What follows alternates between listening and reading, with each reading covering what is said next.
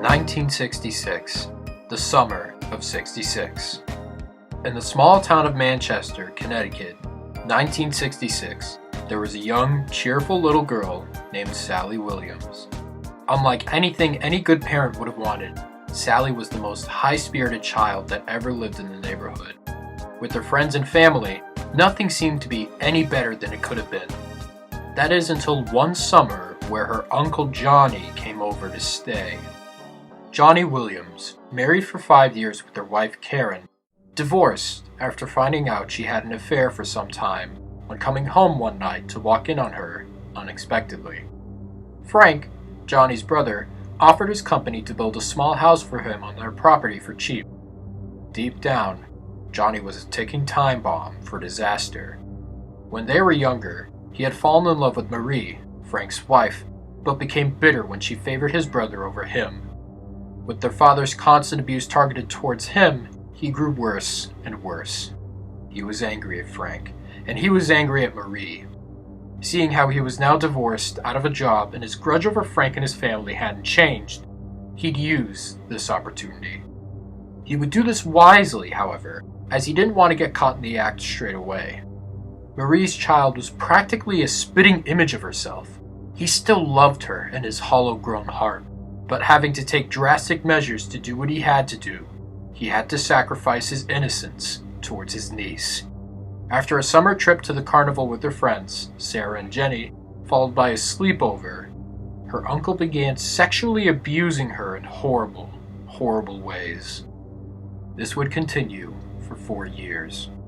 Sally was beyond broken. She never knew this would happen to her. She never had the thought at all. In fact, if anything, her own uncle was the one to pull something like this. Terrified her. The constant abuse received from him led to depression, losing her charm she once held her whole childhood. Although her friends and family took notice of her change of behavior, they didn't do anything. But that was only because no one knew about what had happened. She didn't dare tell them the truth. She knew that Uncle Johnny would be very angry if she did. And she didn't like it when he got angry. Eventually, things would take a turn for the worse. 1968. Birth of the Leskowitz. In 1968, Bill Tenders and Tiara Leskowitz gave birth to their only daughter, Lena. Her sisters, Anna and Jill, were excited by this news, seeing how she was having a child at such an early age. They were all in their early 30s. However, 5 years later, Bill divorced. He didn't want to be a father. He couldn't handle the responsibility. Lena wouldn't remember much of him after that. Neither would anyone else. Not out of disgust, but just simply put it behind them and let the memory fade away.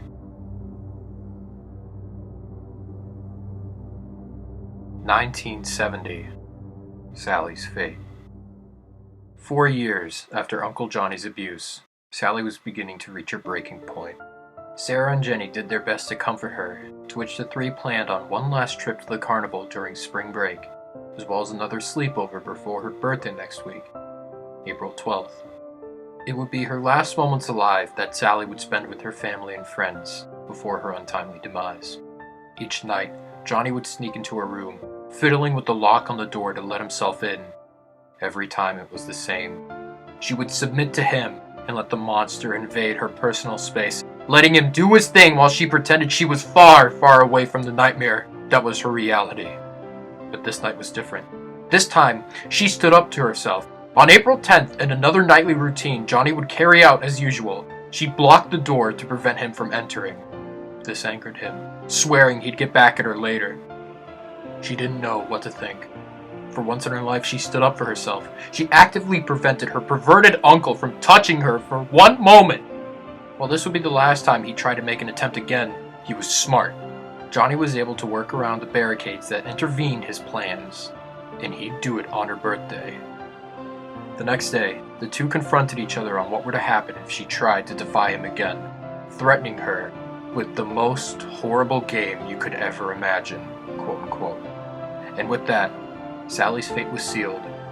After the carnival trip with her friends, everyone returned home for the sleepover.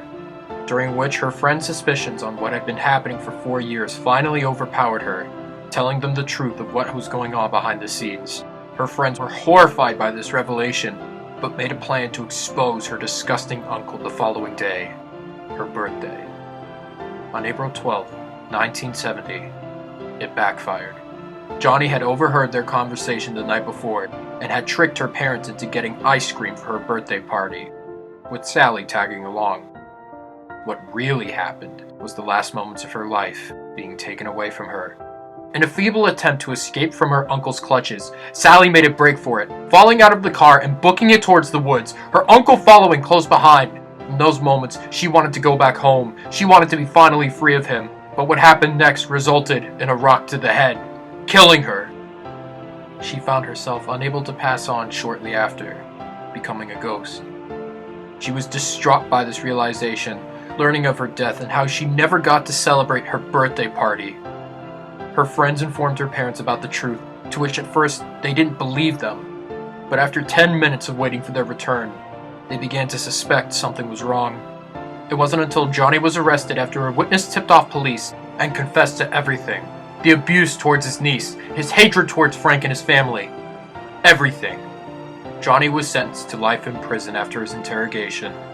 The couple moved out a year later on the anniversary of her death, which would be Sally's 13th birthday. They moved out, never to be heard from again. They couldn't comprehend the loss of their daughter, their sweet, innocent daughter. The house would later be put up for sale, with Sally's ghost inhabiting the residence within, under anyone's knowledge.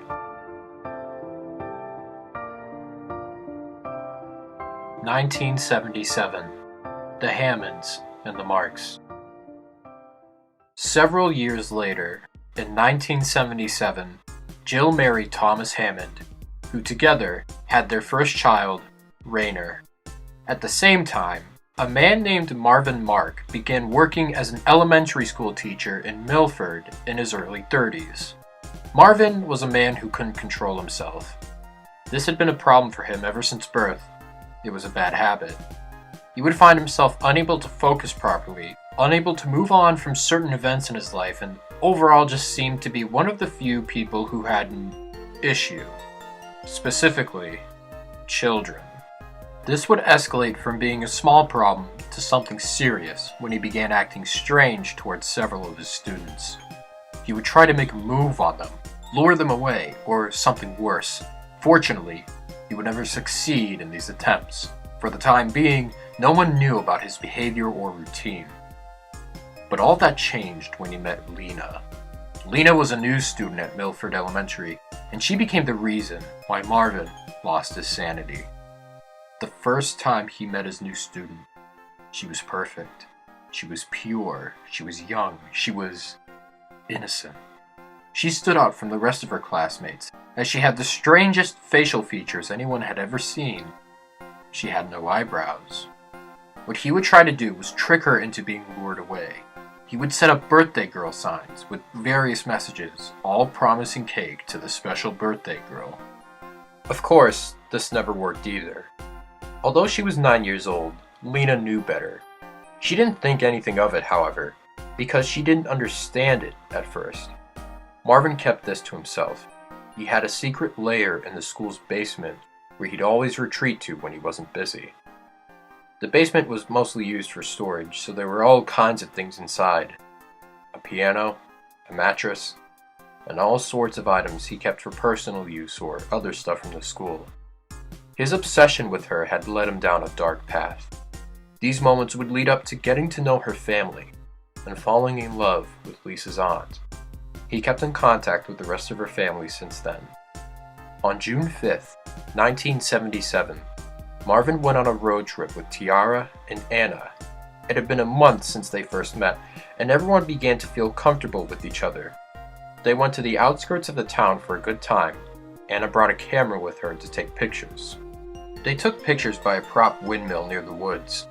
It's not known where it came from, but they just assumed it was some abandoned attraction. She took 2 pictures, one with Tiara and Marvin together, standing behind the windmill, and one of only Marvin, this time without either the windmill or Tiara. They spent the rest of the time together driving through the countryside, exploring the nature and taking pictures. When they were heading home, Marvin accidentally ran over Lena as she was crossing the road. They didn't see her. Everyone was horrified, especially Tiara. Her own daughter run over by someone she didn't really know that well in the first place made her all the more uneasy around him. The relationship was at a fault, and both went their separate ways after their unfortunate mishap. Marvin wanted to marry Anna, for he'd been working on a proposal in private for some time. But after recent events, this jeopardized all of it. Being respectful about their decision, he decided to wait until the right time to make his next move. Although deep down, he was glad that Lena was out of the picture. His sociopathic nature got the better of him from that moment onward. He began to worry more and more about the family and whether or not his plans would go into fruition. He became obsessed all over again. 1 month after her daughter's passing, Tiara moved out, never to be heard from again. After learning this, Marvin proposed to Anna, promising a better life for each other and away from the nightmare. Somehow, for some reason, whether it was that something in her head suddenly clicked or just out of hesitation, she accepted. The two were married and moved into a new home. In the back of his mind, Marvin humored the thought of Tiara giving up on everything after he screwed it all up with the car accident. She was a quitter. She liked to quit when things became too hard for her. The next few years went into havoc as Marvin began to unwind to show his wife the person he really was. Family would be torn apart, the lives of innocent children were put in danger, and Marvin would have a reputation with the law.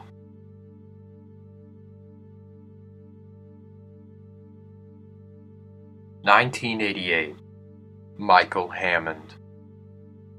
11 years later, Jill and Thomas have their second child, Michael. Rainer was excited about this. He looked forward to being a role model for his younger brother, realizing that Michael was a gift. Aside from family matters, Marvin was continuing his devious ways with one of his students named Judy Weston. This time, he went a little more extreme. What he was doing now was putting his victims through a process called rebirthment, where metaphorically, anyone that was put through the process would come out as a different person. In this case, Lena. He lured his students to the basement, giving everyone else the slip so he could go unnoticed. First, he would have their eyebrows shaved to shape their appearance. Then, he would force them to play the piano, playing the second movement of Stravinsky's septet on the needles. And if he was dissatisfied, he would make them tune it. Judy was unfortunate enough to be tormented for Marvin's sick, twisted pleasure. This went on for a week, until she broke free and got him busted for his tutoring sessions. He would be let off the hook, but the next time he got in trouble was when everything came crashing down.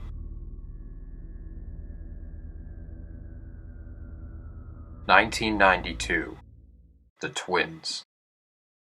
On November 12, 1992, Care and Paul Leskowitz were born. After learning about Marvin's shenanigans, Anna takes custody of Paul, not wanting her child to be tortured under the imprisonment of his own father. Marvin called dibs on his daughter, the sister Paul would never get to see. With his own daughter, he would continue his experiments on his own bloodline, his family, the Hammonds, the Leskowitz, everyone. Care was born without eyebrows, genetics that she'd never understand, except her family. No one was safe from Marvin, not even his own students. The man was a mental patient, and his world was one big hospital. For the next 3 years, he continued his evil ways as he always had. But it wouldn't be until afterwards that he'd start to pay for his crimes. 1995. The death of Michael Hammond. Michael had been abused by his uncle for the past 3 years. At school, at home, everywhere he went, he feared the Shadow Monster Man. 3 years of constant abuse and insanity led him to commit suicide. Rainer found him laying on the bathroom floor in his own blood. He slit his neck with precision scissors. He was 18 years old when Michael took his own life. He was baffled by this. Why would my 7-year-old brother just kill himself in the bathroom? Before long, he would discover Marvin's doings and the danger the families were in. 1996. Petscop's creation. Anna contacted Jill after Mike's funeral, explaining how Marvin had been acting up for several years, revealing the man he truly was to the rest of her family. From there, she filled Rainer in on everything, and he was furious. This was the man responsible for Michael's death. This man was destroying his family. He wasn't going to stay around and watch as his life fell apart. He was going to do something about it. He began working on a video game called Petscop. He was inspired by the recent Pokemon releases for the Nintendo Game Boy, a game where you travel across different worlds or planes referred to in the game to collect Pokemon/pocket monsters and explore. Of course, Petscop wasn't an original concept, merely inspiration of the passion he once shared with his former brother Michael. He began investigating on his own, contacting family members and asking questions, researching anything he could find on anything prior to 1977, and convert all the evidence into the game to prove Marvin guilty. It would be a year later until the game was complete. Aside from Rainer, Marvin was about to get served by justice. His next target was a girl named Belle, one of Care's classmates. With each attempt to experiment rebirthing, he would always take it one step too many. This was the day he lost his job. On May 15th, Belle was kidnapped and locked away in the basement. After news of another child going missing at Milford Elementary, the police organized a search party. A week later, Belle was found and Marvin was arrested after telling them everything. Milford was eventually shut down because of the threat Marvin posed, and the educational facility was relocated. From there, he lost his license, sentenced to a year in prison, and was restricted from seeing his family again. From now on, he received custody visits. Under law supervision, he was allowed to visit his family every other day of the week. However, if he were to try anything, his visits would be reduced. At this point, everyone was worried. Rainer was almost finished with Petscop, Paul was under Anna's care, and Care was under Marvin's imprisonment. Everyone was just biding their time to see what would happen next.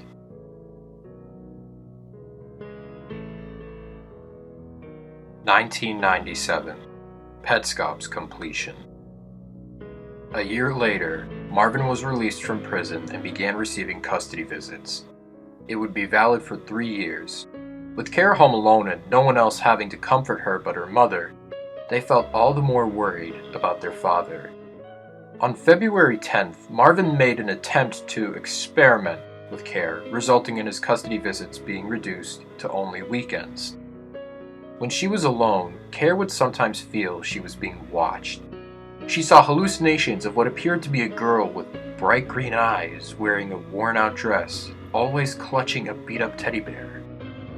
These hallucinations would only worsen every week. On April 12th, when her father had just left for the evening, being escorted outside by 2 police officers, she was getting ready for bed when she discovered her unwanted guest. At first, she was scared. Care never saw a ghost before.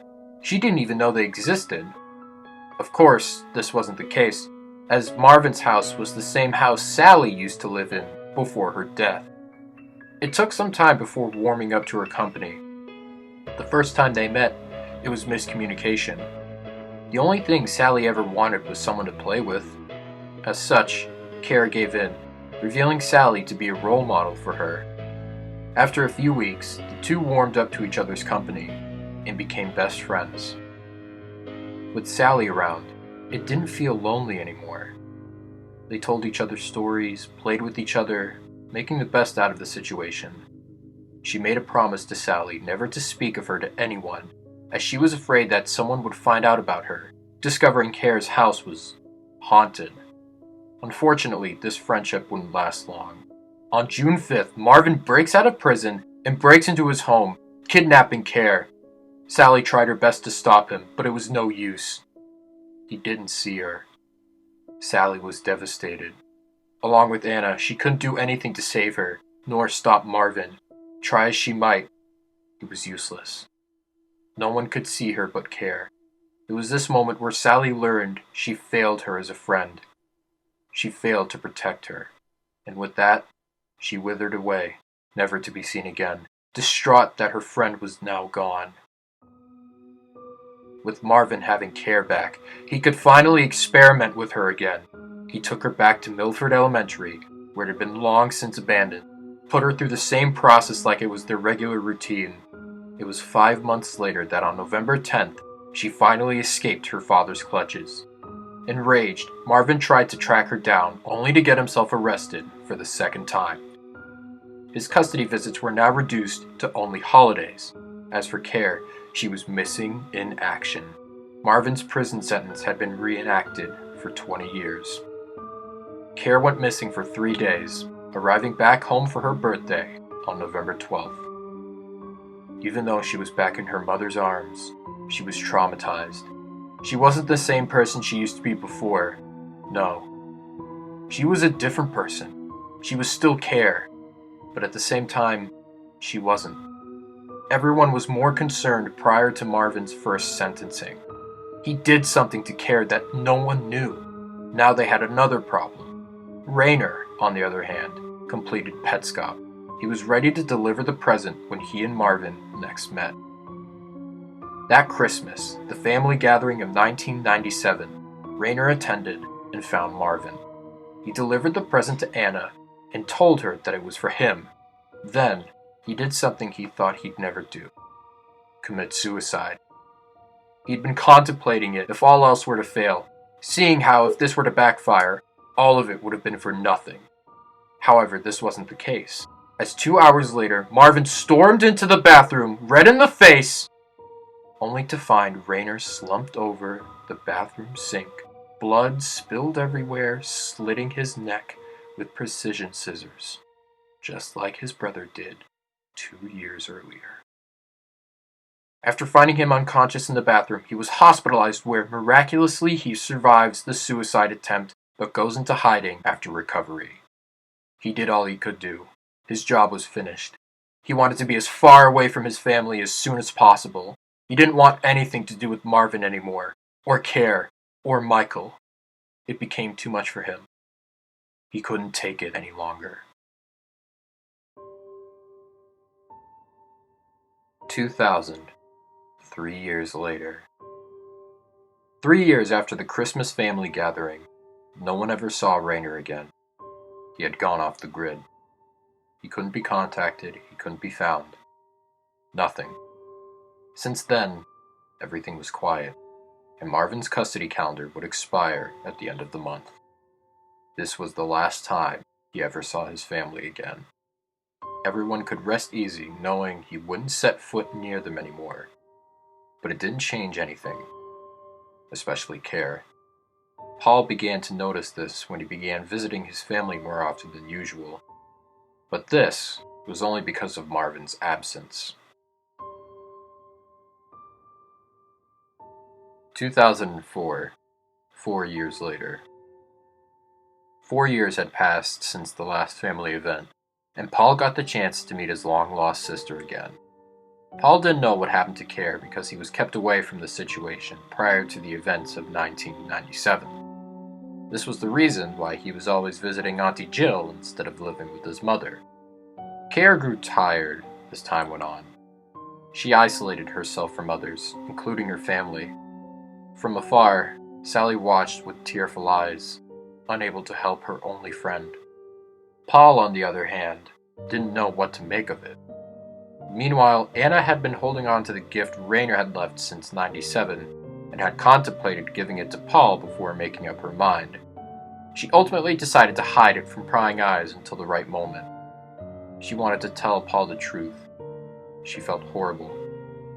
Afterwards, Care and Paul never saw each other again for a long time. Everyone went their separate ways, except for Sally.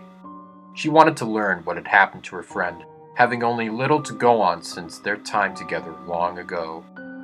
With this in mind, she followed Paul. In time, a discovery would be made.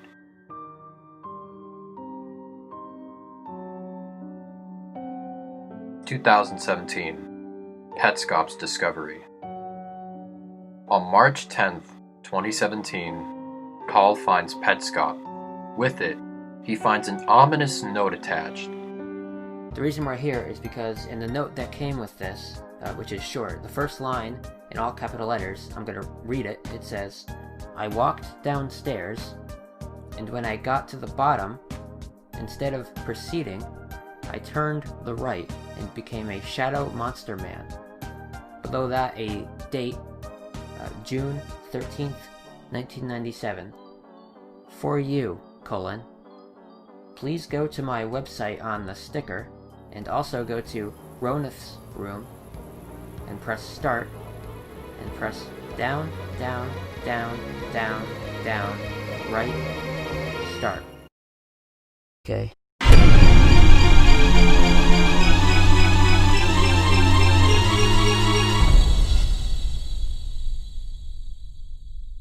That's a dead kid. Yep. Paul plays the game, following the instructions on the note, and discovers the game for what it really was. The contents were unsettling, but it made Paul believe that there was more to it. The next day, he creates a YouTube channel dedicated to the game. From there, he would document his findings and upload them to YouTube. Throughout the installments, Paul makes connections and revelations dating back to previous events exhibited through the game, the crimes Marvin committed, and the family that was torn apart because of him. It wasn't until Petscop 10 where Judy, now a private investigator, contacts Paul regarding his findings on the YouTube channel and informs him that Marvin is still in prison, but all the evidence obtaining information regarding his previous crimes were never found. Learning this, Paul agrees to continue playing the game and documenting his findings, while also giving Judy control of the channel for precautionary measures should anything happen. Paul kept in contact with his family, asking them questions about anything that collated with what he found in the game. Judy kept up with all the uploads on the channel, as she brought in evidence to the police that further backed Marvin's criminal record. Marvin had developed schizophrenia. He was near the end of his sentence, but had lost his sanity long ago. He began hallucinating visions of Lena and Mike, and Sally went off to find care. She needed to find her. With all the information she gathered, what happened to the family and how the man responsible for Petscop's creation was still out there, intending to prove Marvin guilty for his crimes, she had to learn more. She eventually found her in a run-down apartment complex not far from home. Care was gone, but it brought tears to her eyes when they finally reunited.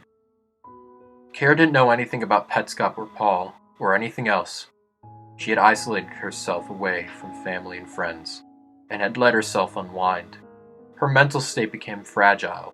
She was weak, she was scared, and she was afraid.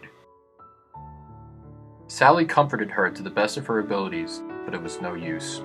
She was too far gone. She wasn't going to give up on her best friend, so she returned to Paul to try to converse with him.